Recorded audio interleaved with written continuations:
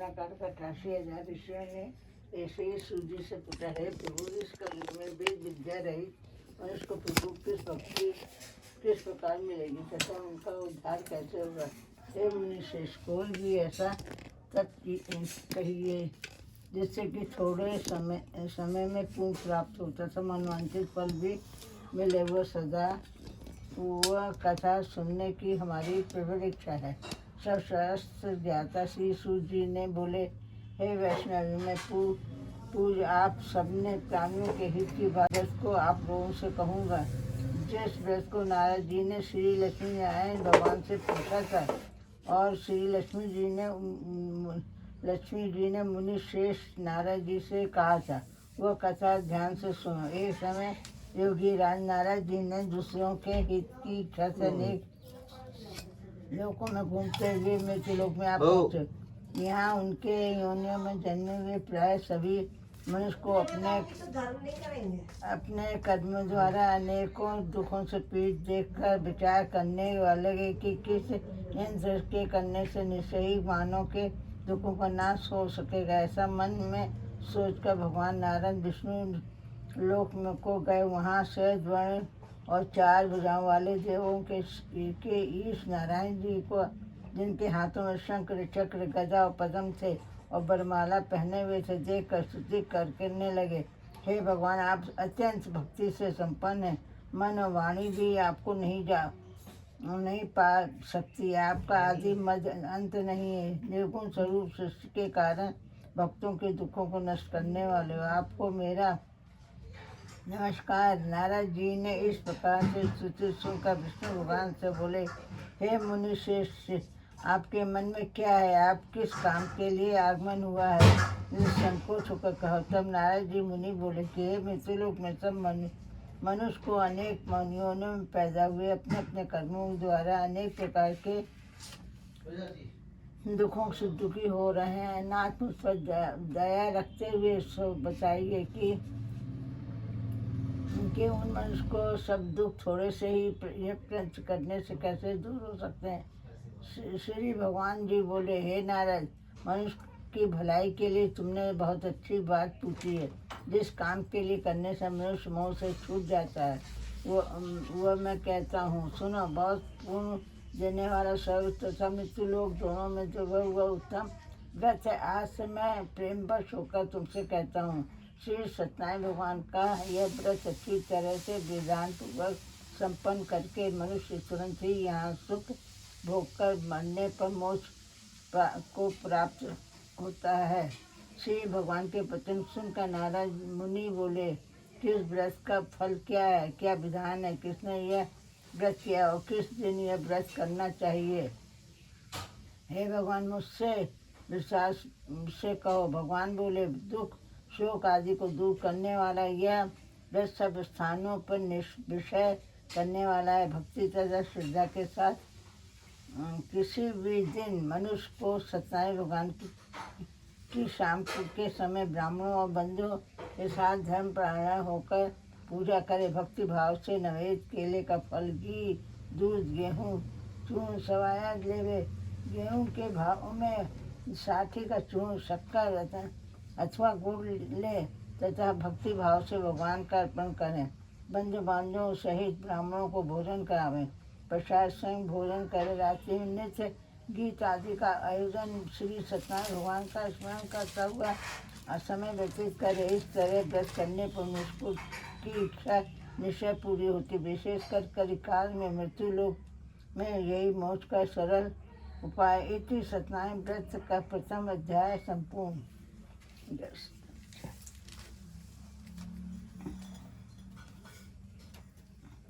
ये फूल इसमें क्या?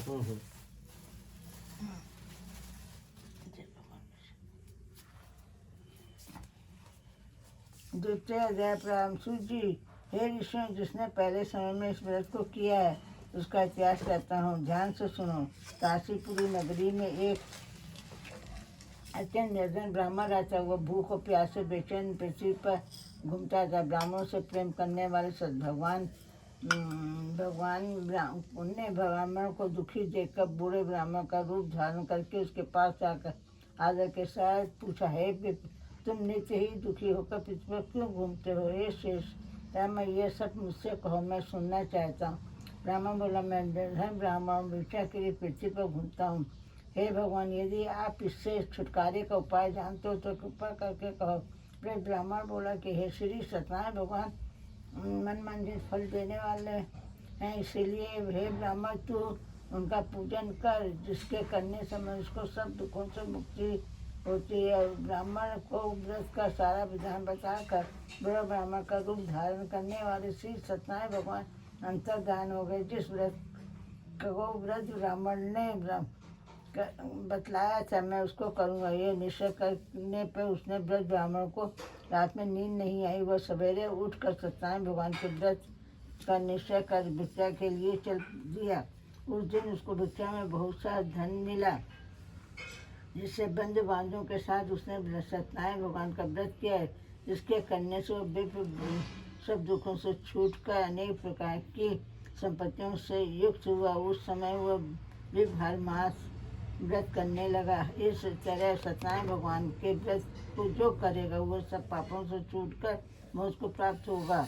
आगे जो पृथ्वी पर सत्यनारायण भगवान का व्रत करेगा मनुष्य सब दुखों से छूट जाएगा। इस तरह नारद जी ने नारायण से कहा हुआ है व्रत मैंने तुमसे कहा है। हे पिता, मैं अब और आगे क्या कहूँ? ऋषि बोले, हे मनुष्य, संसार में इस विप्र से सुनकर किसने इस व्रत को किया है, हम सब सुनना चाहते हैं। इसके लिए हमारे मन में श्रद्धा है। सूत जी बोले, हे मुनियों, जिसने इस व्रत को किया वह सब सुनो। एक समय ये व्रत ब्राह्मण धन और ऐश्वर्य के अनुसार बंधु बांधवों के साथ व्रत करने को तैयार हुआ। उसी समय एक लकड़ी बेचने वाला बूढ़ा आदमी आया और बाहर लकड़ों को रखकर विप्र के मकान में गया। प्यास से दुखी होकर लकड़हारा उस व्रत को करते देखकर विप्र को नमस्कार करके कहने लगा कि आप ये किसका पूजन कर रहे हो? इस व्रत के करने से क्या फल मिलता है? कृपा करके मुझसे कहो। भगवान ने कहा, सब मनोकामनाओं को पूरा करने वाला यह श्री सत्यनारायण भगवान का व्रत है। इसकी कृपा से हमारे यहाँ धनदान की आदि की वृद्धि हुई। ये विप्र से इस व्रत के बारे में जानकर लकड़हारा बहुत प्रसन्न हुआ। भगवान का चरणामृत ले और भोजन करने के बाद अपने घर को गया। लकड़हारे ने अपने मन में इस प्रकार का संकल्प किया कि आज ग्राम में लकड़ी बेचने से जो भी धन मिलेगा उसी से सत्यनारायण देव का उत्तम व्रत करूँगा। यह मन में विचार कर वह बूढ़ा आदमी लकड़ियाँ अपने सर पर रख कर जिस नगर में धनवान लोग रहते थे वह ऐसे सुंदर नगर में गया। वह उसे वहाँ लकड़ियों का दाम पहले से दिनों से चौगुना मिला। तब वो बूढ़ा लकड़हारा दाम ले और प्रसन्न होकर केले के फली घी फली शक्कर घी दूध दही और गेहूं का चूर्ण इत्यादि सत्यनारायण भगवान का व्रत का कुछ सामग्री को लेकर अपने घर गया। फिर उसने अपने भाइयों को बुलाकर विधि के साथ भगवान का पूजन तथा व्रत किया।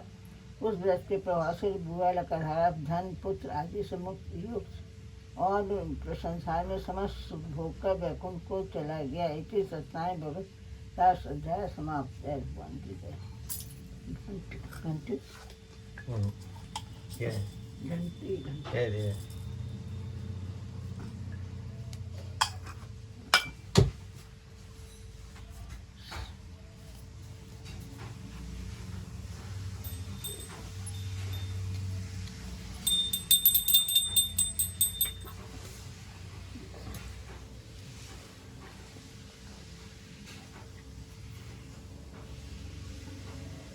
तृतीय अध्याय प्रारंभ। शेष सूर्य बोले, शेष अब आगे की कथा कहता हूँ सुनो। पहले समय में उल्कामुख नाम का एक मान राजा था। वो सत्यवक्ता और जितने तक प्रतिदिन देव स्थान पर जाता गरीबों को धन देकर उनके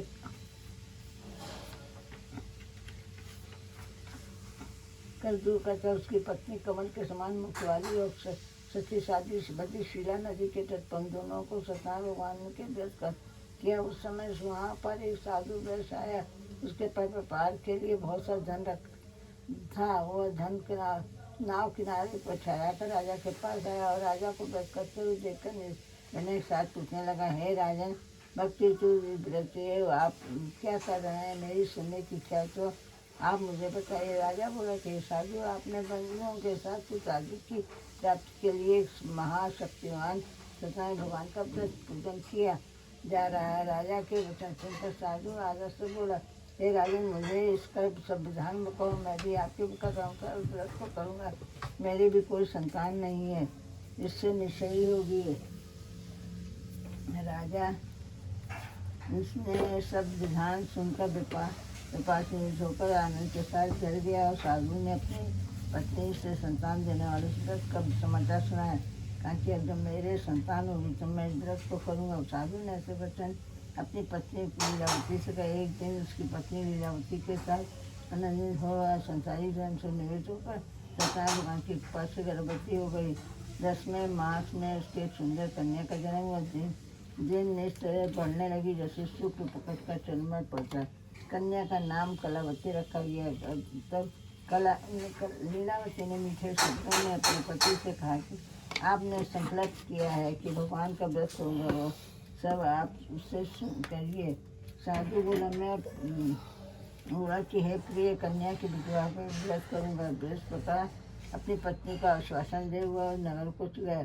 कलावती प्रज्ञा में विधि के प्राप्त हो गई। साधु ने सब नगर में सखियों के साथ अपनी पुत्री को देखा तो तुरंत ही दूध को बुलवाकर पुत्री के वास्ते कोई सहयोग वर देकर लाओ। साधु का आज्ञा पाकर दूध कंचन नगर पहुंचा। वहाँ पर खोज कर और देखभाल करके लड़की के लिए सुयोग वाले पुत्र को ले आया।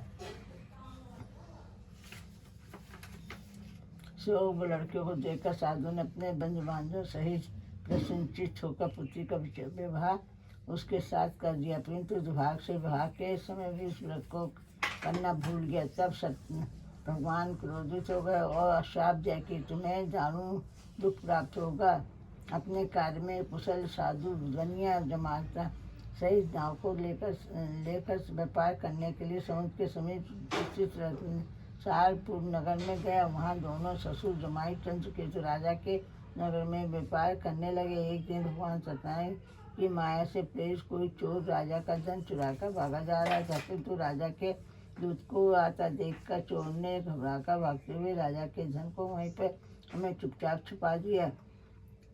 जहाँ ससुर जमाई ठहरे हुए थे तथा चोर भाग गए और दूतों ने उस साधु के वेश के पास राजा के धन को रखा देखा तो दोनों को बांध कर ले गए। प्रसन्नता से दौड़े हुए राजा ने स्वयं जाकर बोले कि यह दो चोर हम पकड़ कर लाए हैं, देख इन्हें आज्ञा थे। तो राजा की आज्ञा से उनको कठिन कारावास में डाल दिया गया, उनका धन छीन लिया गया। सत्यनारायण भगवान के श्राप द्वारा की पत्नी भी घर पर बहुत दुखी हुई।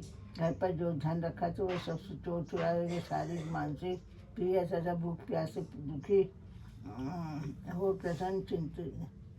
दुखी हो अन्न की चिंता में कलावती एक ब्राह्मण के घर गई। माँ उसने सत्यनारायण भगवान का व्रत होते देखा, फिर कथा सुनी और प्रसाद ग्रहण कर रात को घर आई। राता ने कलावती से कहा, हे पुत्री, अब तक कहाँ रही? तेरे मन में क्या है? कलावती बोली, हे माता, मैंने एक ब्राह्मण के घर में सत्यनारायण भगवान का व्रत देखा। कन्या के वचन को सुनकर लीलावती भगवान की पूजा की तैयारी करने लगी। लीलावती ने परिवार और बंधु बांधवों सहित सत्यनारायण भगवान का पूजन किया और वर मांगा कि मेरे पति जमात शीघ्र ही आ जाएं। साथ ही प्रार्थना की कि हम सब अपराध क्षमा करो। सत्यनारायण भगवान ने इस व्रत से संतुष्ट हो गए और राजा चंद्रकेतु को सपन में दर्शन दे के कहा कि हे राजन, दोनों वैश्यों को प्रातः ही छोड़ दो, उनका सब धन जो तुमने ग्रहण किया वो दे दो, नहीं तो तुम्हें तेरा धन राजपूत आदि नष्ट करूँ। राजा से ऐसे वचन कहकर भगवान तदहन हो गए। प्रातःकाल राजा चंद्रकेतु ने सभा में अपना कर्म सुनाया। फिर दोनों वाणी पुत्रों को कैसे मुक्त कर सभा में बुलाया। दोनों ने आते ही राजा को नमस्कार किया। राजा मीठे वचनों से बोला, हे भाभी, बस ऐसा कठिन दुख प्राप्त हुआ है, अब तुम्हें कोई भय नहीं। ऐसे कहकर राजा ने उनको नए नए वस्त्र भूषण पहनाया और उनकी जितना धन लिया था उसे दूना देकर आदर से विदा किया। दोनों वैश्य अपने अपने घर को चल दिए। इसी सत्यनारायण व्रत तृतीय अध्याय समाप्त। जय सत्यनारायण भगवान की जय।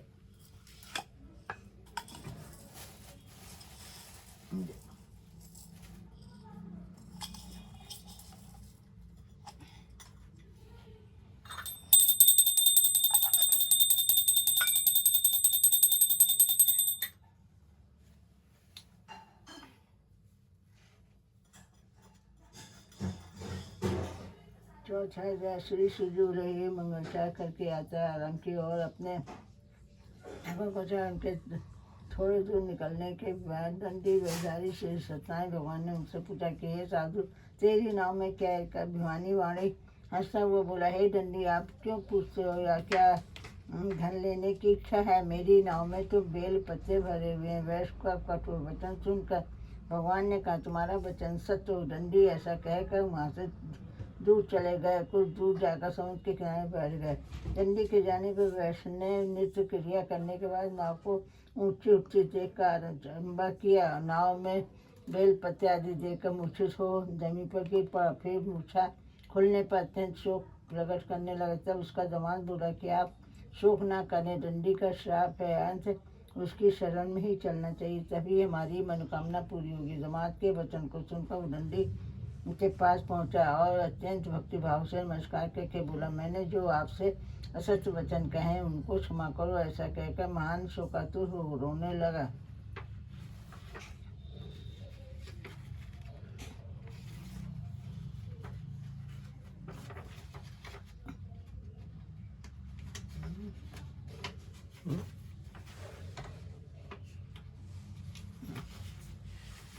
तब दंडी ने भगवान बोले कि हे वाणी पुत्र, मेरी आज्ञा से भगवान तुम्हें दुख प्राप्त हुआ है, जो मेरी पूजा से विमुख हुआ है। साधु बोला, हे भगवान, आपकी माया से ब्रह्मा आदि भी आपके रूप को नहीं जानते, तब मैं अज्ञानी कैसे जान सकता हूँ? आप प्रसन्न होइए, मैं सामर्थ्य के अनुसार आपकी पूजा करूँगा। मेरी इच्छा करो, पहले के समान का भर दो। उसके भक्ति युक्त वचन सुनकर प्रसन्न हो उसकी इच्छा अनुसार वर देकर अंतर्धान हो गए। तब उन्होंने नाव पर आकर देखा कि नाव धन से भरपूर है। फिर वह भगवान सत्यनारायण का पूजन कर साथियों सहित अपने नगर को चला। जब अपने नगर के निकट पहुंचा तब दूत को घर भेजा। दूत के ने साधु के घर जा उसकी शीश को नमस्कार करके कहा कि साधु अपने दामाद सहित इस नगर को समीप आ गए हैं।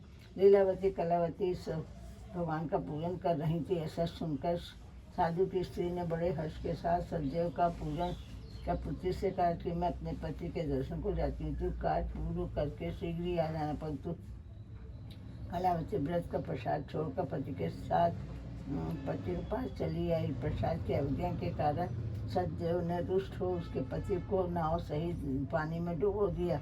कलावती अपने पति को न देखकर रोती हुई जमीन पर गिर पड़ी।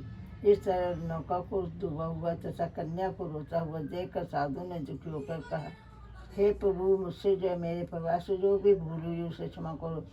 उसके दीन वचन सुनकर सदैव प्रसन्न हो गए और आकाशवाणी, हे साधु, तेरी कन्या मेरे प्रसाद को छोड़कर आई है, इसलिए उसका पति अदृश्य हुआ है। यदि वह घर जाकर प्रसाद खा कर लौटे तो इसे पति अवश्य मिलेगा। ऐसी आकाशवाणी सुनकर कलावती ने घर पहुंचकर प्रसाद खाया और फिर आकर पति के दर्शन किए। तब प्रसाद साधु ने बंदी बांधवों सहित सदैव का विधि पूर्वक पूजन किया। इस लोक का सुख भोग कर अंत में स्वर्ग लोक को गया। इसी सत्यनारायण व्रत कथा का चतुर्थी अध्याय समाप्त।